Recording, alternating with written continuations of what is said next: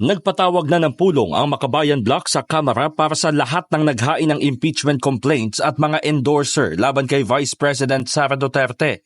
Itinakda ang pulong at konsultasyon sa Miyerkules ng umaga upang pag-usapan ang mga susunod na hakbang matapos maihain ang 3 impeachment complaints laban sa pangalawang Pangulo.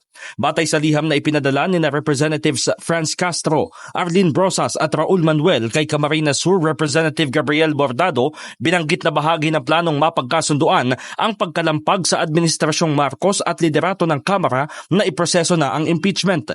Sa panayam kay Castro, sinabi nitong target nila na magkaroon ng common ground na mapagkakaisahan. Gusto natin siguro may mga effort nila gagawin para kay Speaker, sa leadership ng House of Representatives. Tapos nag-iisip din kami ng pamamaraan para syempre ma-encourage din si President Marcos, no, na anyway hindi naman na siya nagsasalita after nung nagsalita siya na hindi siya sang-ayon. Sa umpisa tatanungin ko muna yung development, baka sila meron ng development doon sa kanilang complaint, no? Baka may pumirma or meron na nagbigay ng pledge doon sa kanilang mga pirmahan. Naipadala na sa complainants at endorsers ng una at ikatlong impeachment complaints ang sulat.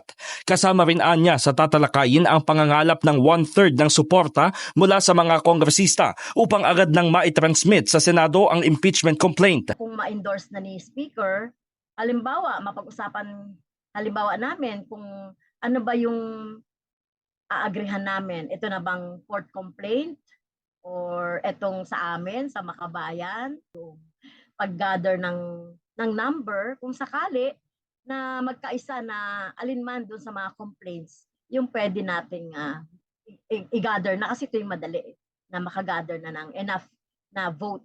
Mababatid na sa 3 naunang impeachment complaints, ginamit na grounds ang graft and corruption, betrayal of public trust at culpable violation of the Constitution. Ang mga naghain ay mula sa iba't ibang sektor tulad ng religious groups, mga abogado at civil society organizations. In the heart of changing lives, ito si Brigada Haji Caaminio ng 105.1 Brigada News FM Manila, The Music and News Authority.